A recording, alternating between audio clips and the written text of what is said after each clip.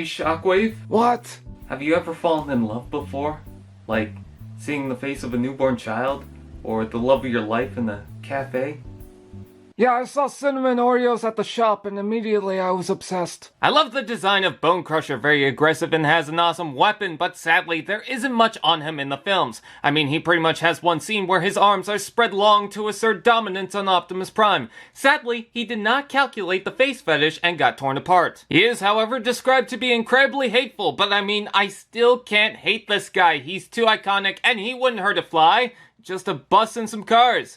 Bonecrusher did have a deluxe form, but it didn't stack up to most Prime toys, until Studio Series gave us hope and a Voyager toy was shown. Before the figure, every main Studio Series figure came with a backdrop, most with the scene featuring the character. In this, it was the scene where Barricade just vanished. Matching with the Wavemate, it features the highway scene, movie logo, and number of the toy. Bonecrusher transforms into a mine-protected buffalo, specialized in mine-resistant, ambush-protected military vehicles. And let me say, it's fascinating to see this vehicle at work. Just look up a video. The vehicle is mostly tan, with minor silver bits including headlights, blue windows, and black for the wheels and covers. Simple, but unlike the original toy, there's no addition of green. This is good for two reasons. The robot kibble isn't as pronounced, and it doesn't look like it's carrying a dead carcass. Oddly enough, and this mostly has to do with how they're attached, each wheel is molded differently. I mean, aside from the spare one that doesn't turn. So he's that kind of douche who purposely mixes his own shoes. I feel it's a bit bare bones.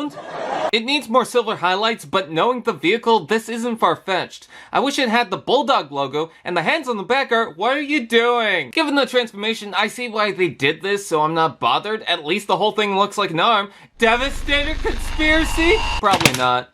But maybe? But how can we skip the claw? It's like eating pie without the crust. What are you doing? What is that? Get the hell out! You can fold it up or swing the spiky bits for its unintended use of flipping cars. I don't know if the arm would have the strength to do this, but it's a movie. Who cares? And if you extend it all the way, the length is impressive. I love the little details and the thin shape not obstructed by a maybe workable chomping gimmick. However, in this form, most of the arm is stuck straight. And on mine, the mid-joint is loose. A little limp there, Bonecrusher? You can open it up, but Slenderman is a scary game. I will admit the kibble at the bottom is there, but near the front they tried to do a decent job. More than I could say for a certain Jetfire. Bonecrusher is a boxy bringer of joy, with an arm possessed by an inflating two-man with knives, ready to wreck the roads and cause a lot of damage. Robot mode!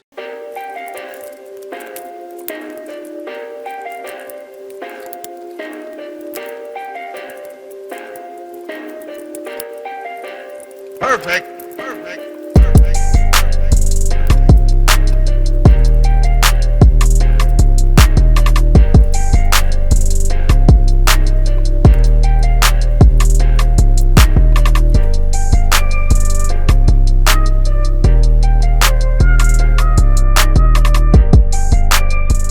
Before this, we had two main Bonecrusher molds, a Legends and a Deluxe, and since then, people wanted a larger toy to stack up to Optimus, at least in Voyager height. Sadly, Bonecrusher never got enough of a resurgence, so there was no point. The hope for a Voyager was lost to the Sea of Impossible. However, it seems Hasbro did take notes, as the Studio Series brought us a more proper class Bonecrusher.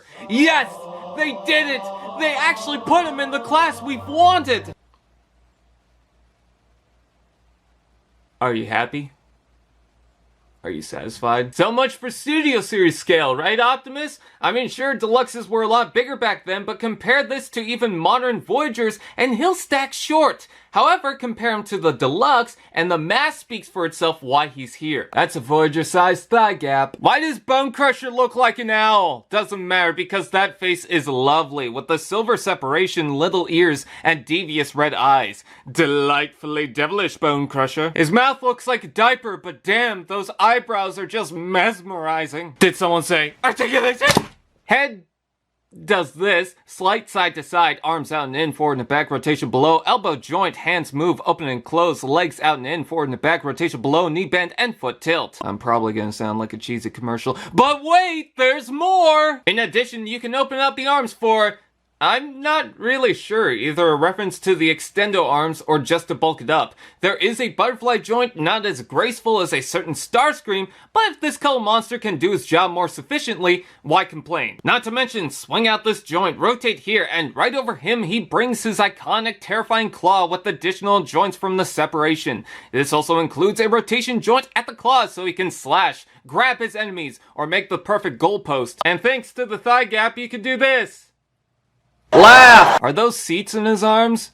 Better question is, why haven't I pointed out the mirror nips, or the easy access crotch? If there's anything to really complain about, is that the size is a bit disappointing, and while he does have the wheels on the feet like he did to roll around, they don't really have a way to touch the ground, I found. There's also some things they could have painted in, but given the Buffalo mode, I don't have an issue. There are holes to plug weapons this time, something the Deluxe skipped on, but because the joint is in the way, only certain weapons can be used. Now, this isn't a complaint, but if you're rotating the shoulder joint or near the elbow, make sure the joints are straight like so. If they're a little off, they'll get stuck. There is another disappointing thing. Where's his taint? Wait, I just realized, does this mean the Color Monster is real? Bonecrusher may not be what we were really hoping for in a Voyager class newly molded toy, but at the very least we actually got it. After long waiting to the point of forgetting it completely, they actually brought it to the line. And look, complaints aside, which are more just nitpicks, this is a lovely figure that is well worth having in your collection. If you love the first film, or even this underused character, then there's something to adore. If anything happens to him, we riot!